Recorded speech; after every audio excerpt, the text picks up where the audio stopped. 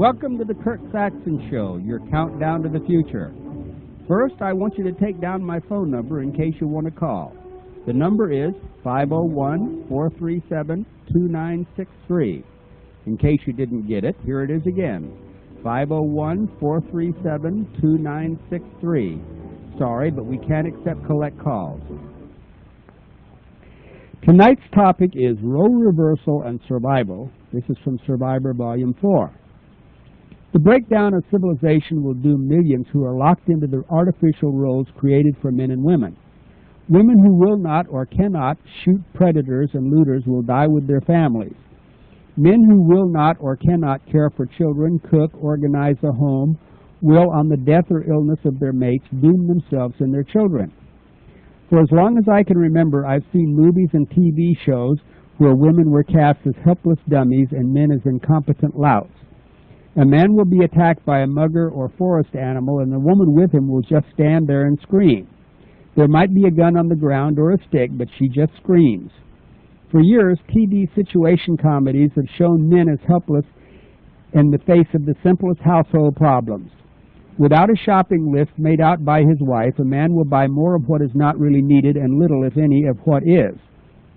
When the wife gets home from a family visit or something, the house is a mess, the children are filthy and hungry, and the husband is drunk in front of the TV watching football. This sort of foolishness is okay for an occasional movie or TV show, but it is constant and has reinforced the artificial roles imposed on men and women by each other.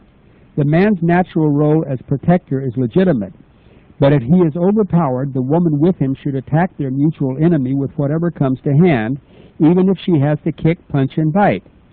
The husband should, in cases of the absence or illness of the wife, be able to care for the children and home, at least well enough to keep things in order until her return.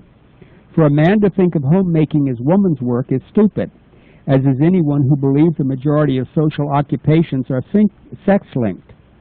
It all started with nature imposing a system which worked very well until brains developed to the point where logic became more efficient than instinct.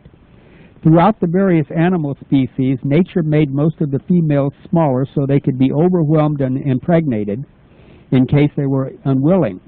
Their small size also made them dependent on the larger males for food and protection, especially when they were tied down by young. Nature imposed several limitations on the male, which makes any ideas of his superiority over females ridiculous. Nature made the male a stud, a provider, and a protector, period. Without the fulfillment of these functions, or at least a camp follower who helped protect the leader's females and young, the male was worthless. Even the studs, upon helping the young pass puberty, were entirely expendable. Furthermore, one good male could service any number of females, so most males were expendable anyway. Also, since their function was simpler and their lives more dangerous, their lifespans were shorter. A female might outlive several mates. Nature didn't care. Nature, usually referred to as she, gave the female the higher purpose, so gave her more endurance, more basic intelligence, and courage. Courage was greater in the female, so she could fight in defense of her young in case the male slunk away to fight another day. Nature was only concerned with the survival of the species.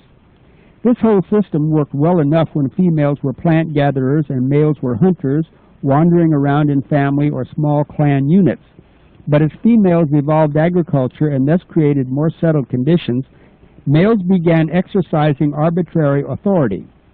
It was all right for them to rule females when they were wanderers. After all, the males ranged farther and so knew more about the territory and its dangers than the females could. Therefore, their judgment was superior. But when the clans became more settled, the natural superiority of the females would have, in many cases, caused the males to be driven out after their usefulness was over. So the males invented religions.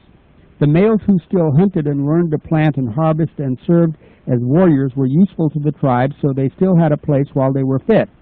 Those who had women knew their place and were tolerated, but those who were old and worthless had to have a hold over the women so they could stay alive. The first religions were magic spells to ensure fertility. The women bought this nonsense because they knew that once they stopped bearing children, they would be worthless also, and therefore be driven out to die.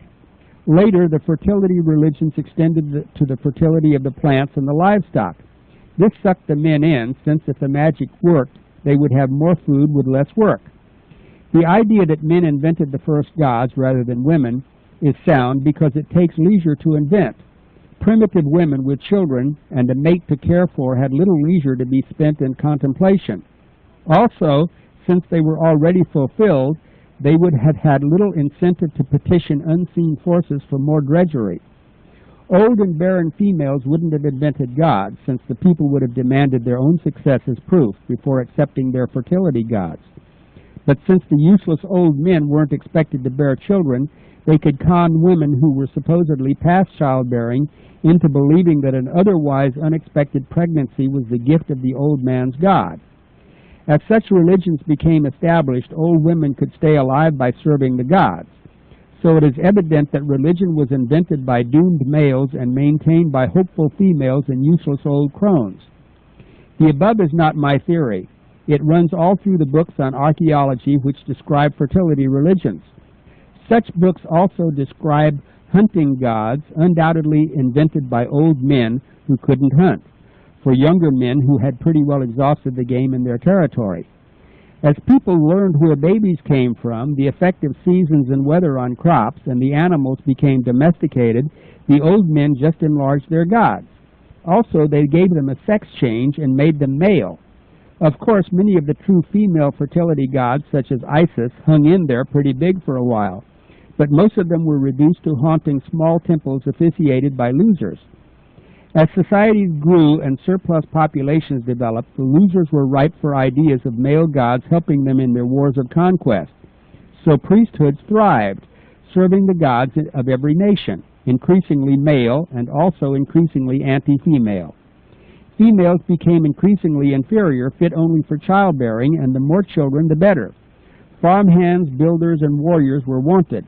Sons, sons, sons. Since sons were the most valued social commodity, women were not to concern themselves with thinking. It is not really surprising that women went along with all this. Basically conservative, they supported any system which seemed to work. And it did work, for as they bore sons, they were respected and cared for. The luckier ones, those whose husbands were rich farmers, builders, and officers, were showered with jewels and finery. Even those women not so lucky wanted sons to work the land besides their husbands and to care for them in their old age. This has resulted in the terrible surplus population in the Third World.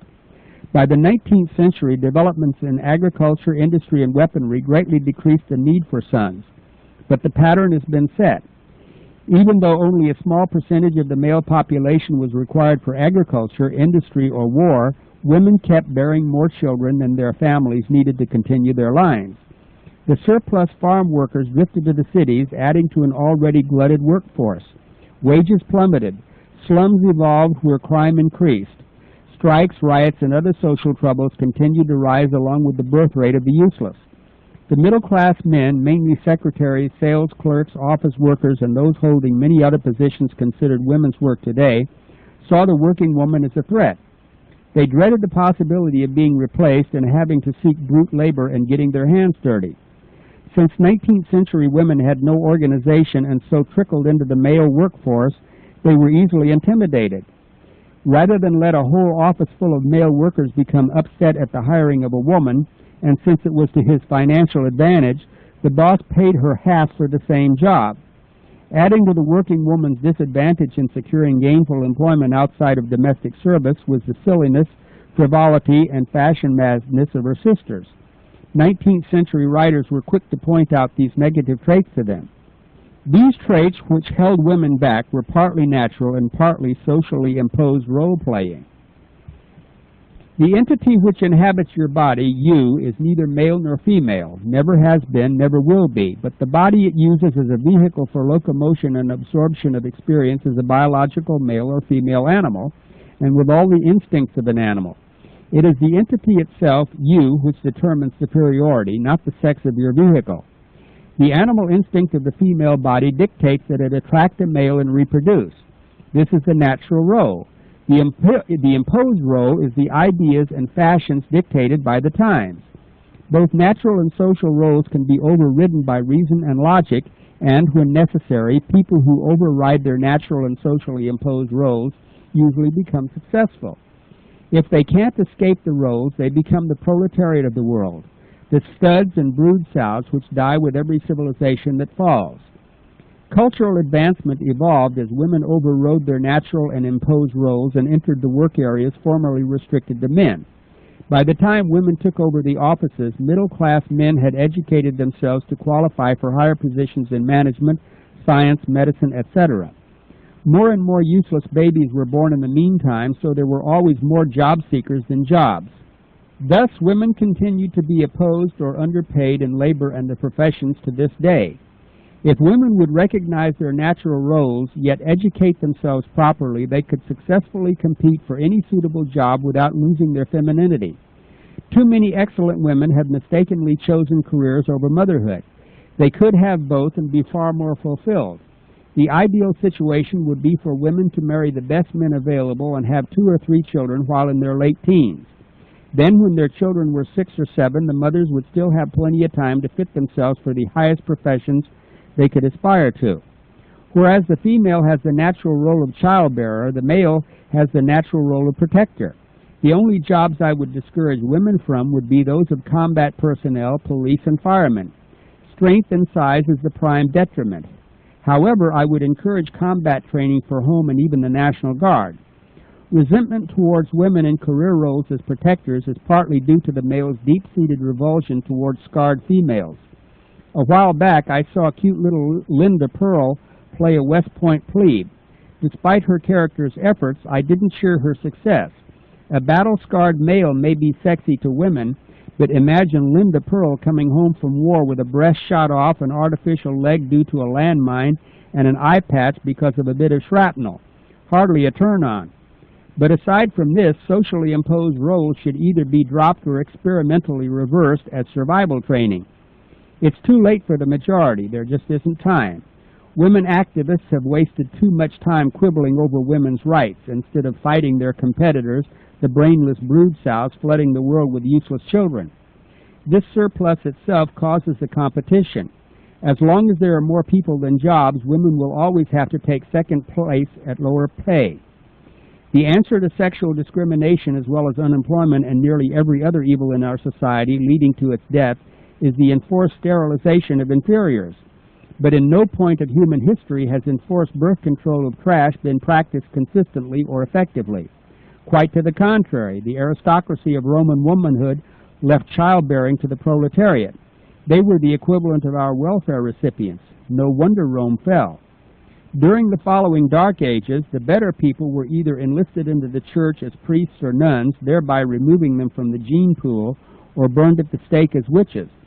The lowest classes were allowed to breed like rats and lived as serfs or were conscripted into the armies as foot support for the knights and nobility. The latter were largely illiterate, but the best of them were wasted in stupid crusades and feudal wars. By the time of the Renaissance, largely brought about by the Protestant revolt against the suppressive Catholic Church, thinking men were allowed to express themselves. Up till then, few women were literate, and Renaissance man devoted himself to long-neglected science. By the time of the Industrial Revolution, women and children were recognized only as drudges in sweatshops, factories, and mills, doing maddeningly repetitive labor. The last thing the industrial giants wanted was any sort of birth control, which would have deprived them of cheap labor. So on and on it went, down through the ages and up to our time. No talented person will have his or her way made easier as long as the mediocrities are allowed to flood the workforce with incompetence. As long as the best has to compete with the worst, culture after culture will rise, decline, and fall. The only way to break this vicious circle is to sterilize the incompetent, those with IQs below 110, congenital criminals, and those with hereditary physical defects. This will not happen under our present judicial system. But there's a light at the end of the tunnel. After the crash, when civilization and its vermin are destroyed, human quality will be recognized. In general, only the best will survive. Those who make it through by dumb luck or help from their betters will be recognized as the inferiors they are. They will finally be seen as unfit to bear or care for the future citizens. Then there will be no sex discrimination. Childbearing will be a status symbol, and women will have their choice of professions, since there will be no surplus population to cause competition between the sexes. In the meantime, parents should encourage their boys and girls to take all the home economics and shop work classes. That way, both sexes would know how to run a home and work with machinery. Then not only would both sexes be better fitted for survival, but the myth of male superiority would be finished to the benefit of both sexes. While there is still time, men should learn from their wives all they can about child care, cooking, food preserving, and all the homemaker's arts. Women should learn all about running machinery that their husbands can teach them. They should also learn how to shoot and develop the attitudes which will help them shoot when the time comes. Okay, here I am again. The phone number is 501-437-2963. And the mailing address for the $10 introductory packet is P.O. Box 95, Alpena, Arkansas, 726, what is it? 72611. I forgot my own zip code. And anyway, for $10, you'll get a sample copy of U.S. Militia, the only magazine for community defense, Shoestring Entrepreneur, and the David Koresh Last Testament. Hello, Kurt here. Yeah, Kurt, Bob in New York. Hi, Bob. Yeah, you're talking about survival. Mm-hmm. And I just thought when and if we get into a shootout, with whoever, some people are going to probably need ozone. That's a cure for all kinds of diseases, and also for what the heck was it? The gangrene. If that's a battlefield ailment. Well, how do you get ozone? Well, I have a videotape that I can, sell for $20 plus $5 for shipping and handling. Well, tell us about it. Well, ozone, this research scientist says that it's a plant physiology, and ozone totally destroys anything that's of a plant matter. Yes. He claims that that cancer and AIDS and a lot of these other diseases, most of them are plant physiology. Yes. And he proved this. He put on a pair of latex gloves, and he took some of the ozone gas out of the machine. It comes out of a tube, and he played that on his hand, and in a few seconds there were big holes being eaten into the gloves. I tried this myself, and sure enough, it just shreds the latex gloves. Well, now, are you for it or against it? What was that? Are you for it or against it? You're getting me scared. What do you mean, for it against? Well, I mean, he put the ozone on his glove. Yeah, it doesn't hurt. It doesn't hurt its skin or anything like that. Oh, okay. So it reacts against inorganic matter. This just proves that it eats plant physiology, and this is what a lot of these diseases are. Well, wait, Bob. See, now I fail to understand. Latex gloves. Well, yeah, they are. I think he could have made a better example than rubbertree, yeah. But what he was trying to prove is that ozone will eat plant physiology, and that's what most. Does it eat? Does it affect living matter? No, it doesn't. The only thing it does is it kills the diseases. Yes. AIDS and cancer and a lot of other diseases. In fact, he made the claim that along with certain electrical therapies, like electromagnetic therapy, yeah, in conjunction with that, and maybe vitamin C and things like that, that it will cure about 99% of all the... Okay. Now, you said you had this for sale in case anybody wants to buy it, the tape, that is. Yeah, right. How long is the tape? It's a 2-hour tape. Okay, that's fine. Now, it costs $20 and $5 postage and handling? Yeah. Okay, give the address real quick. It's care of 1365 East 3rd Avenue, Bay Shore, New York. I don't use a zip code. I don't want to get into. Well, I know, but give the zip code anyway. All right, 11706-9999. Okay, now give it again quick in case somebody didn't have their pencil, and then we'll go to someone else. Care of 1365 East 3rd Avenue, Bay Shore, New York, 11706-9999. Do you want the phone number too? Well, is it? Well, okay, quick. 516-665-8699. Okay, give it again one more time, quick. 516-665-8699. Okay, look, thanks a whole lot for that. Okay, thank you. Okay, bye-bye. Bye. Okay, here it is again. The phone number is 501-437-2963. Hello, Kurt here. Yeah, I was calling about that information pack. Yes. I have a question about that. Okay. We ordered one, goodness sakes, it's been about 7 or 8 weeks ago now. Well, you let us know. Send us a card, and we will send you another one. Well, That has been the most tragic. Well, I should say that most of them got there, but we sent out nearly 1,000, and we must have had about 60 or 70 where we had to make up for it and send them another packet. So this isn't unusual. I can't take it down over the air, but you send a postcard, and I'm sorry to put you to that. well, it's no problem, but, you know, we decided, well, it wouldn't hurt if we had 2 of them. So, Okay, then just send $10, and then already say, did. huh? We already did. That's what I'm saying. We did this 2 or 3 weeks ago, and we didn't get the second one either. Well, okay, look, you wouldn't want me to give your name and address over the phone, so why don't you just send a postcard saying that you ordered 2 packets, Uh-huh. and you haven't gotten either one of them yet. Okay. And so we will send you out 2 packets right away. Okay. Not trying to be a bug. We thought it was pretty interesting. We thought it wouldn't hurt if we had 2, but then we Well- didn't get any. And Well, I know, but you see, all we can do is take them to the post office. oh, I understand that. And the post office, I mean, you Right. probably heard about people stealing money in the mail. Uh-huh.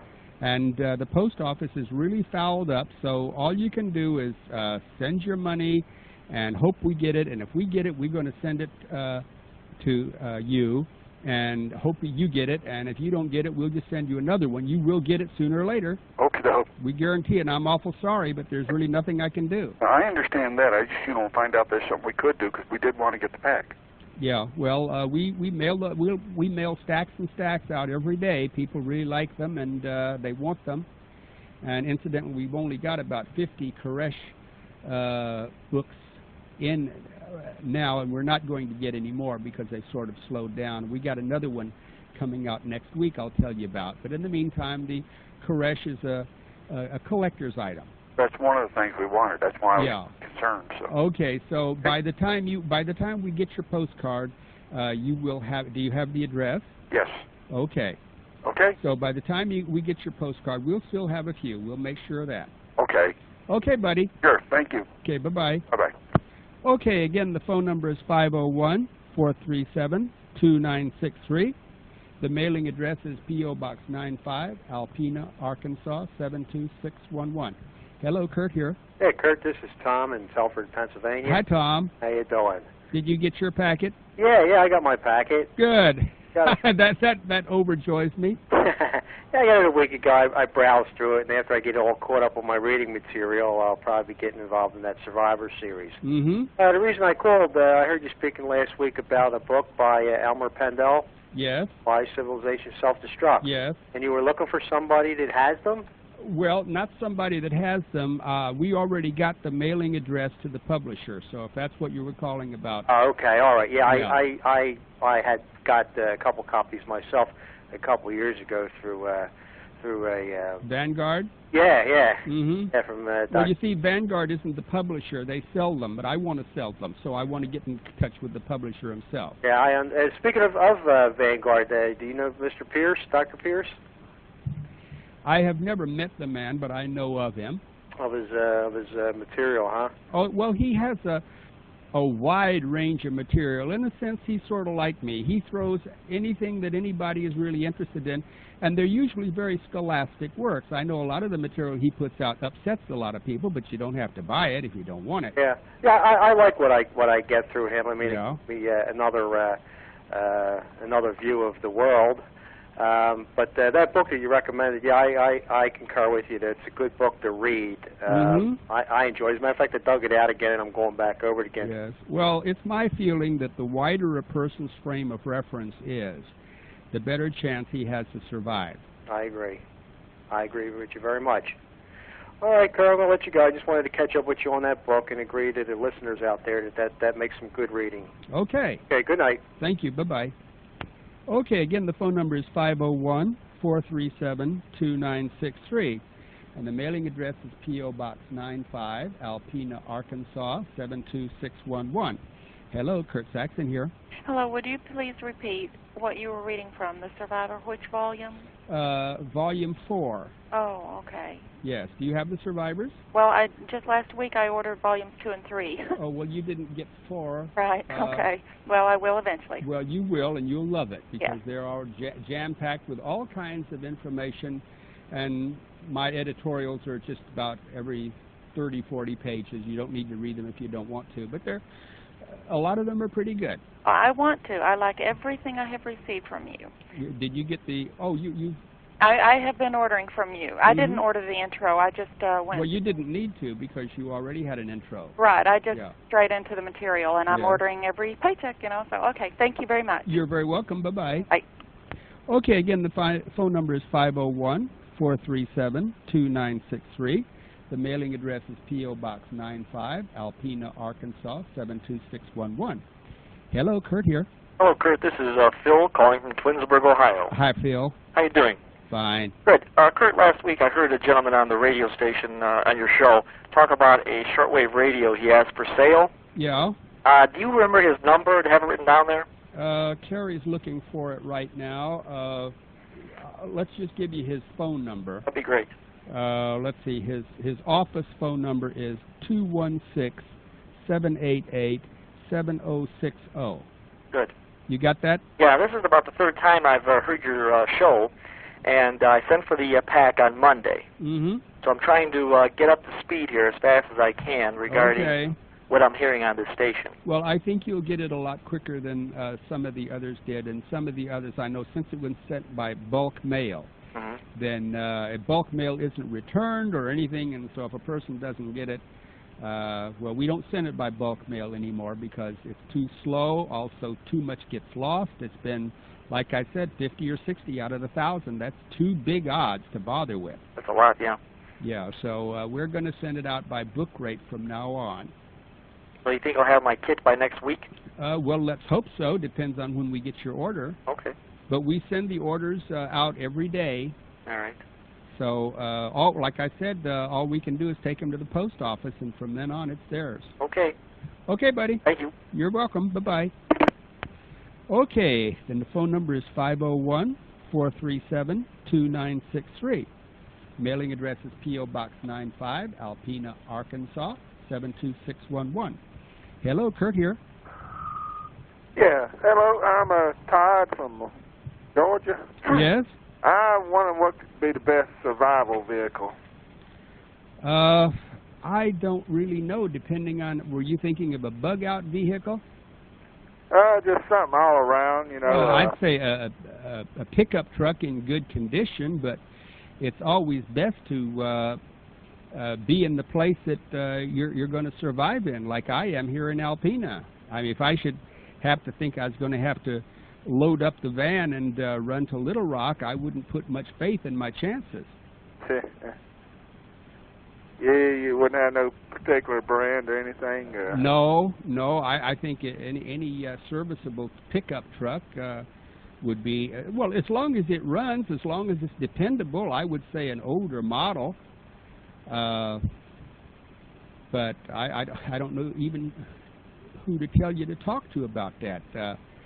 Just just go find a used pickup and then take it to a garage man and have him check it over, and if it's and fix it up for you.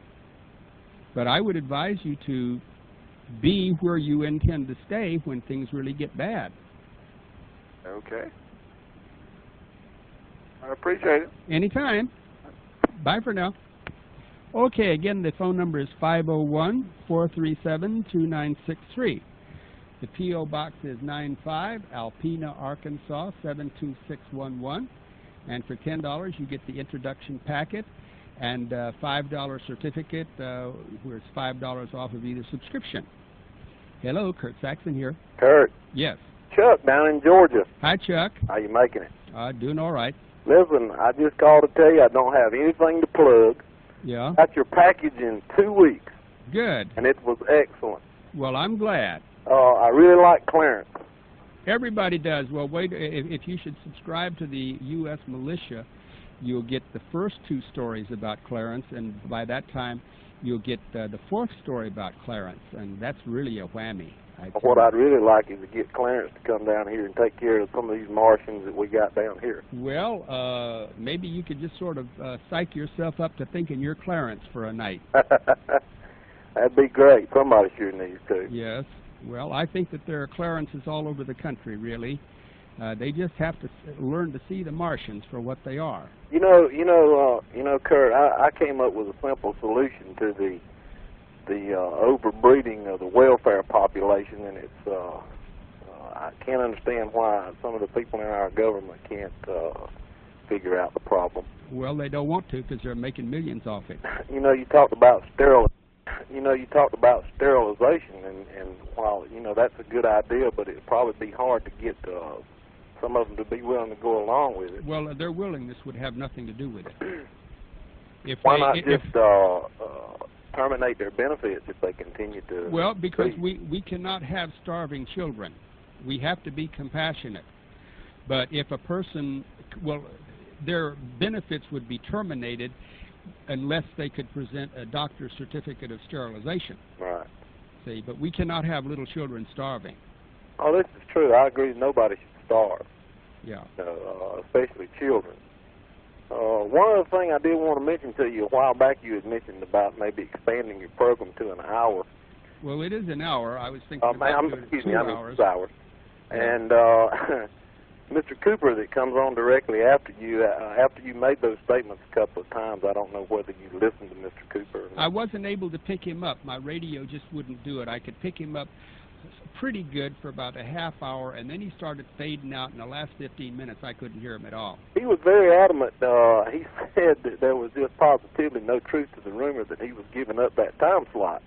Well, I think he has. He has given it up, and I just thought I might want to point that out to you because I know at one time there was a lady caller that called up and gave you a real hard time that she thought Mr. Cooper was the only one on the radio telling the truth.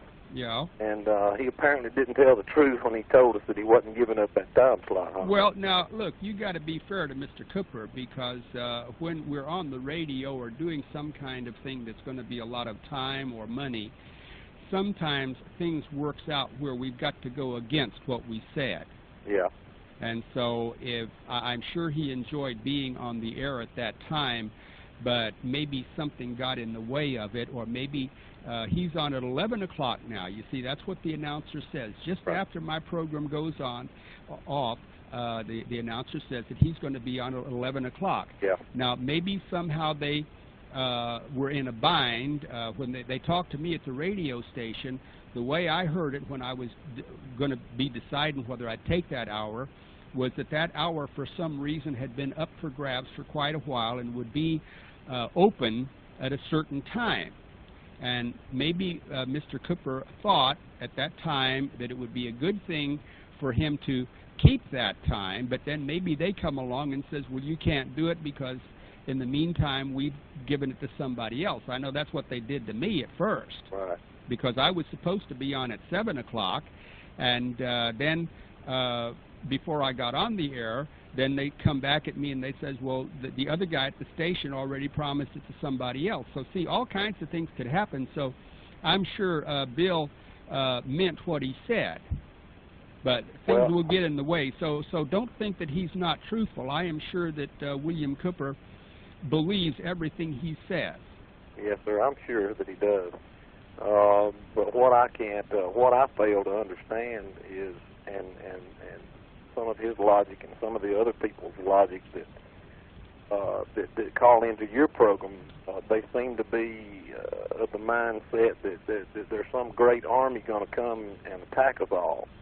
You know? Well, and I'm not sure where that paranoia comes from. I'm just, it seems to me that your idea of a piece of ground and some groceries and some guns and take care of your own is fairly straightforward and pretty simple. Well, tomorrow I'm going to read the editorial, The Antichrist is Come, and it's going to be about people who test other people's credulity. I mean, they want people to believe things, and the people will believe things just to show that they're loyal and faithful. And a lot of times people exercise this overzealous credulity, whereas they want to show the person that they're willing to believe anything, and of course they get sucked in that way, and a lot of people, that's the kind of people you're talking about. Yeah. And they shouldn't do it. They should think, they should never believe anything unless they have really checked it out with several different sources. Like this guy come to visit me yesterday from Louisiana, and I'll tell you, he had that conspiracy theory down pat. He had the Bible going for him. There were 5,000 Russian troops in his part of Louisiana. There were UN troops there. There were flat cars full of Russian army material there. And I finally pinned him down. I said, look, Rocky, have you seen it? And he says, no, but I heard it on the radio. This guy in Louisiana, he says it on the radio. Well, now, why would he believe that? And he kept on talking about he and his friends were all patriots. I'm thinking this. Now, if I'm a patriot and someone tells me that there's 5,000 enemy troops on my territory, I'm going to check it out, and I'm going to do it myself. Exactly. Let's go see. Yes. Yeah. But now, just imagine why he would believe that lying fool on the radio and not go check out his own territory. Now, that's not the kind of patriotism I would call it. No, sir, that's not. I mean, what are these people going to do? They're going to wave the flag as long as nobody sees it, and when they hear that there's Russian troops on the territory, they're going to hide under the bed, lest someone would know that they know it, waiting for some day to happen that when they would be inspired to get out from under the bed. That's right. Yeah, I think you're right. I think if it's there, it should be met head on. Well, sure. Well, that I really don't think it's there. I think that's some paranoia that just seems to be spreading and snowballing. Well, a lot of these conspiracy theories just want people to think that they're important, and they sell them this false importance. And like a thing that I've written here about the conspiracy theory, I'll just take a minute to read. The conspiracy theory is a vast body of misinformation peddled to the helpless and the hopeless who aren't confident of surviving the collapse of their system. They believe that all the bad things happening are caused by a group of evil men who, upon exposure by the peddlers of such nonsense, will leave the scene and everything will get back to normal. Does that sound right to you? That's about it.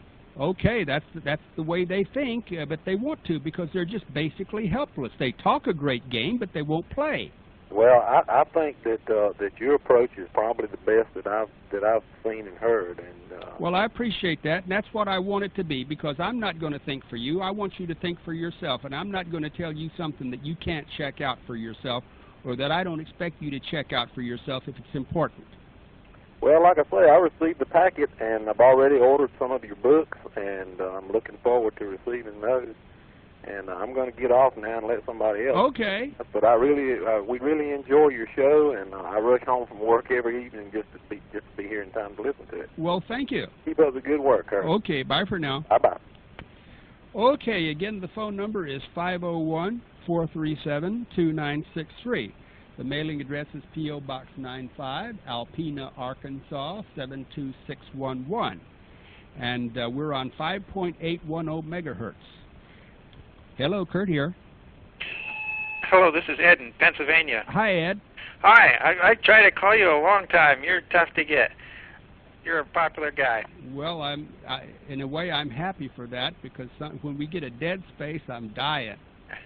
I got a bunch of your survivors a number of years ago, back when they were 11 by 14. They were real big. Yeah. And I got 5 of them. Mm-hmm. And they were a lot of fun. The fictional, the Wheels of Rage, and all that kind of thing. Yeah. But I was wondering, you changed the format or something? Yes, they are now on 8.5 by 11 on bond paper instead of newsprint, and each new volume has 1.5 excuse me, 1.5 times more material than the ones you've got. I've got volumes 1, 2, 3, and 4, and I'm working on volume 5 now. Well, the ones that I have, have they been well, everything or the 3 that you have are subsequent to the previous? Well, yeah, they're the same material, only I added more material to them, see. So it would be worth your while to buy a new set. Yeah. But, of course, now Wheels of Rage won't be in this next volume 5 because I'm reprinting it in U.S. Militia. I like the letters, too. Yes. So the people writing in, they have all their different situations and things. Well, I've left the letters out of the bound volumes. Now, a lot of people don't like that, but there were so many letters that really had nothing to do with anything after a time. Yeah. And we got good letter columns in U.S. Militia and hopefully in Shoestring Entrepreneur. Okay. Now here's the question. I don't know if you had the information offhand, but a couple of weeks ago you had a chemical editorial at the beginning, and where to get it. Now, would that information be in one of your volumes, or well, it would be where to get chemicals. It's let's see, it's The Alchemist. It's a firm in California, a young couple, and they sell chemicals from an ounce to 5 pounds. Of course, if you want to get industrial chemicals, the best thing to do is look in your Thomas Register. Those are the big green books. And I'm familiar. Yeah. That's I got my iodine crystals and my potassium cyanide from them. It cost nearly $500 for 25 pounds, or a little over $400. But you couldn't order that much from The Alchemist. But with The Alchemist, you can order just about anything you want, and they're a very nice couple, and they fill the orders. Could you say their name on the air if you... Well, I already did say their name. I mean, well, no need for that, because if you get the information packet, they're in the letter columns of the Shoestring Entrepreneur and the U.S. Militia, and there'd be really no need to just keep giving it out on the air. Okay. Have you sent for the information packet? Well, you don't need to. Why don't you just order, say, Survivor Volume 1, just to show yourself that everything is fine, and a subscription to Shoestring Entrepreneur for $15. Oh. That way, the Survivor Volume 1 would cost you $16.20 instead of $18, because as a subscriber to anything, you get 10% off on all my books and tapes. And then you'll get a bunch of back issues to the Survivor, which has been changed to the Shoestring Entrepreneur at no charge. Okay. Sounds good. All right. Thanks a lot. You're very welcome. Bye-bye. Okay, again, the phone number is 501-437-2963. And the mailing address is P.O. Box 95, Alpena, Arkansas, 72611. Hello, Kurt here. Yeah, this is John from Willow Springs, Missouri. Hi, John. Third time I've listened to your program. Yes. Greatest thing since peanut butter. Well, thank you. I've got a publication here on SKS rifles that I think would be helpful to a lot of people. Yes. It's SKS modifications. It covers just about everything you can think of. Yes. Without saying too much. Well, who sells it? I do. Oh, you do? Okay, then we're best friends. So you just, did you order my information packet? No, just third time we've listened to it. Oh, you ought to order it. We plan on ordering everything. Okay, well, that's good. Okay, then you just give the, the thing, just have people put SKS and then your address, okay? Yes, It's Route 1, Box 94, Willow Springs, Missouri, 65793, and the price is $14.95 with shipping. Yes. Okay, give it one more time. It's Route 1, Box 94, Willow Springs, Missouri. $14.95 includes shipping. Yes. Okay, I'm sure that a lot of people would like that. Okay, thank you very much. You're very welcome. Bye-bye. Bye-bye. Okay, again, the phone number is 501-437-2963. And the mailing address is P.O. Box 95, Alpena, Arkansas, 72611. And if you'd like the tapes, they're $25 for a week's shows, postpaid, P.O. Box 326, Alpena, Arkansas 72611. Hello, Kurt here. Kurt, hi. I'm a new listener. I'm calling you from Pennsylvania. Yes? Got to ask you a question, please. Okay. Being literally the first time I've listened, what is the general format of your show? Well, I open up with one of my editorials from the Survivor, and after about 15 minutes, then I open it to calls, and people can talk about just anything they want. Okay. I've got to ask you two things. I have left teaching. I am presently in the healthcare industry. What did you teach? I taught science in the inner city of Baltimore. Fantastic. Well, well, I know the inner city, that sort of puts a damper on it. Well, you had made a comment tonight that kind of struck a chord with me, and I wanted to make a comment back to you. Okay. One of the difficulties we have with our society, as you know, is we've got a birth rate in our inner cities, and a legitimate birth rate of 68%. Yes. Which is intolerable. Yes. However, I think that we foster this, and the way that we foster this is by making this, as you well know, and you've heard this before, economically a viable thing for people to do. Yes. And if we're going to get into a situation when we become bankrupt, and the federal government is near bankrupt now, as we all know. Yes. My question to you is, if we think we have seen riots 2 years ago in L.A., what do you think will happen in our large cities when this mammary gland runs dry? When the entitlements stop, well, the cities will burn. Yep. The cities will burn. You ought to move here. I would love to have you for a neighbor. Where are you? Well, in Arkansas. I've only been there once in my life. Alpena, Arkansas is about 35 miles from Branson, Missouri, the unfortunately hillbilly music capital of the world. I wish they'd all go away, but that's more or less like the signpost. You look for Branson and you go down a little bit, and if it's a really good map, you'll find Alpena. All right, may I indulge and ask you one last thing, or make a comment on one? Sure. You may be aware that not too long ago, Winchester pulled an ammunition off the market known as Black Talon. Yes. Do you know why it was pulled off the market? Well, because they got too many complaints about it. Ostensibly, I think that's what comes through the press. I can tell you what I've heard out of Quantico, Virginia. Yes. I don't know how accurate it is. It's a very efficacious ammunition, whether it's handgun or rifle. The permanent crush cavity is huge with this. Much greater, particularly in handgun, than similar things such as Hydroshock, these generation hollow points. It's the fastest adopted amongst law enforcement agencies and has become known as, I hate to say this, but it's true, black felon amongst the police officers. Yes. This got to the NAACP. It went to the Justice Department. It went right to Janet Reno. Janet Reno went to Winchester or to Olin and said, listen, we want you to pull this. Olin said, we will not, because it is the fastest selling that we've ever had, and we make a, it's a good line. Janet Reno then got back to Olin and said that you enjoy military contracts. Would you like to keep your munitions contracts? Quite literally what happened. They were blackmailed into it. Yes. Well, that's the rules of the game now, isn't it? Oh, it's just tragedy. It's really a tragedy. Thomas Jefferson must be rolling over in his grave. Well, probably so, but you see, you can make your own dum-dums, maybe not as good as the Black Talon. You know how, don't you? Absolutely. All you need is a drill. Yeah, you just drill a hole in it, and then you might even take a very thin hacksaw and slash each way.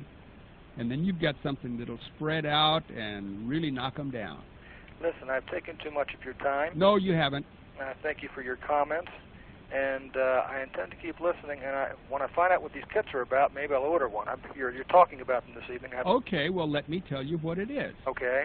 The information packet is a copy of U.S. militia. That's improvised weaponry, community defense, it also has Lothrop Stoddard's Revolt Against Civilization from 1922. That's a classic.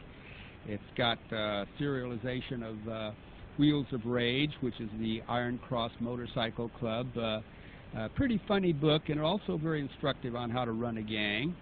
And it's got editorials and all kinds of how-tos in it.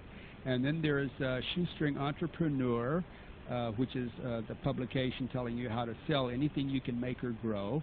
And then for the present, we're putting forth David Koresh's Last Testament. And next week when that runs out, we'll be putting Root Rot, which is shows that Alex Haley's roots was a lie and he was a fraud. But and also if you send $10 for the information packet, then you'll get that, and also that'll be $5 off either subscription, and also their catalogs of all of my books, which are an encyclopedia, like the Poor Man's James Bond, a total encyclopedia of do-it-yourself weaponry, and the 4 present volumes of the Survivor, which is just a complete illustration of how your great-grandparents made everything they used from day to day to use themselves and to sell. It's just the Industrial Revolution from an individual standpoint. You could start an industry in your garage. And there's nobody, even someone in a wheelchair could start his own business from these books. And there's no reason anyone should starve or go hungry or go without the necessities if he has this material. Well, thank you very much. So I think you would really enjoy what you got in the packet, and then you'd look forward to getting the other material from it. It sounds like I would. I think you would, especially since you're a science teacher. A lot of science. Science teacher. I'm now in healthcare, but I don't know what Clinton's going to do. Well, even so, you've still got, what I mainly do is collect 19th and early 20th century science and technology. Mm-hmm. And that would fascinate you. It would be something to put by at a time when you needed it. Also, Granddad's wonderful book of chemistry has it's got the medical student's manual of chemistry from 1886. That's the Merck manual. No, it's not. It's better than the Merck manual. U.S. rubber book. No, it's not. It's the medical student's manual of chemistry. That's the title. Literally the title. Okay. Yes. You'd be fascinated. Any healthcare worker would. A lot of nurses buy the Granddad's wonderful book of chemistry, or nursing personnel, because it's so much easier to learn what they have to learn to pass their tests. That certainly makes good sense. Listen, I don't want to waste too much of your time. Thank you very much for your time, and I'll keep listening, and I'll send for your kit. Okay, thank you for calling. Thank you. Bye-bye. Bye for now. Okay, again, the phone number is 501-437-2963. And the mailing address is P.O. Box 95, Alpena, Arkansas, 72611. Hello, Kurt here. Hello, Kurt. Yes. Yeah, I've been listening to United. I think one of the best things that you do is letting people call in and give addresses and all, help folks, and I really appreciate you doing that. I got your Survivor, and I'm reading that, and that's got a lot of good information. Well, which was that? Well, the Volume 1. Volume 1, sure. Okay, I'm glad of that. Yeah. I was also going to tell the listeners there's a show, there's another program that talks about, like that guy was talking about trucks, what would be a good vehicle. Yeah. You were talking about a truck. Mm-hmm. There's a program that talks about stuff like that, like this guy, says older, like Ford trucks and all, and it's got a lot of stuff he talks about survival. Yeah. Do you mind if I give the? I don't mind at all. Okay. It's on AM now. It's on an AM station, and it's 1510, and I think it's WLAC. Out of where? It comes out of Nashville, but it covers all the eastern states and a lot of. Who's the man that does it? It's Ben. And it's the name of the show is 70th Week magazine. Oh. And it comes on at 10:15 p.m. Central. It's Central Time. Okay. But if somebody wants to get a pen, I'll just give it one more time. It's he's got more of a Christian viewpoint on survival, and it's 1510 on the AM dial. Yes. And it's every Wednesday night, so it comes on tonight. Oh, okay, good. So it's every Wednesday night on 1510, and it's WLAC, and it covers 28 states, so people on the East and Gulf Coast should pick it up.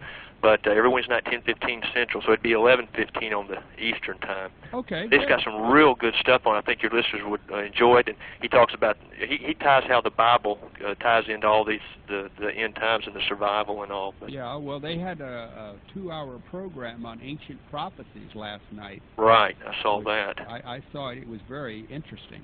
Yeah, it was, and he talks about the end times in the Bible and what Christians need to be doing to prepare and all. So I'd urge the listeners to listen.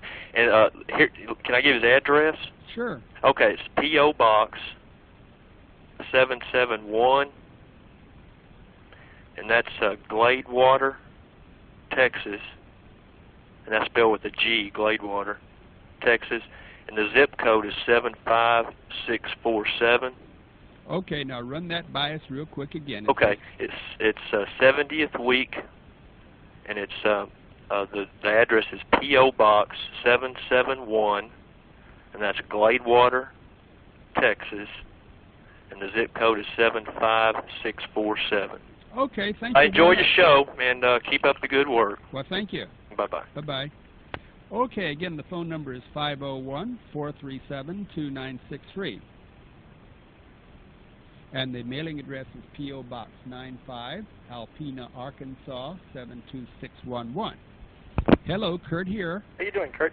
I was wondering about your anti-formula. Yeah? My radio's not bothering you over here.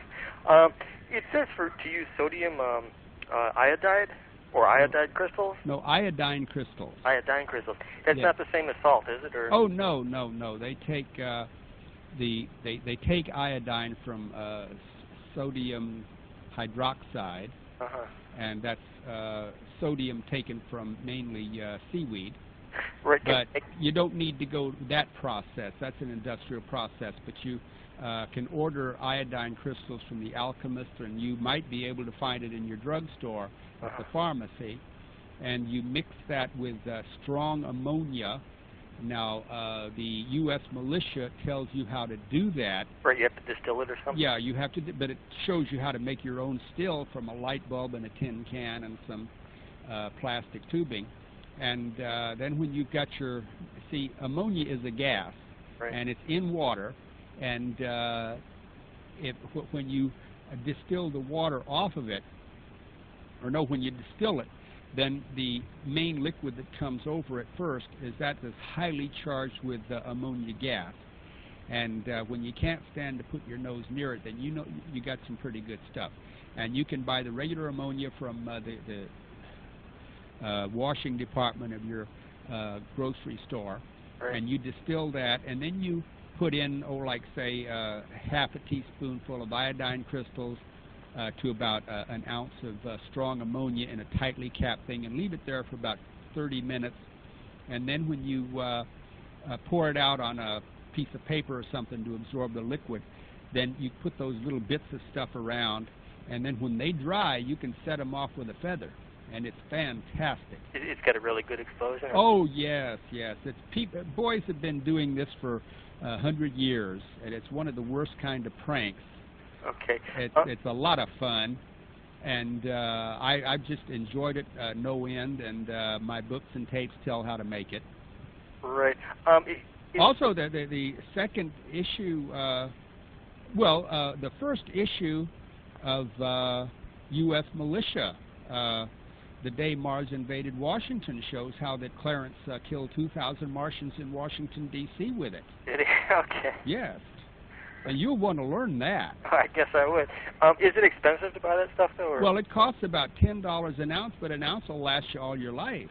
Really? So it takes very little of it, too? Very little. Just a pinhead to set off something. Okay, is that about it? Cause it's about it. Thank you very much. Well, you're very welcome. Bye-bye. Bye. Now it's sign-off time. I'll talk to you tomorrow. So this is Kurt Saxon saying goodbye and be good.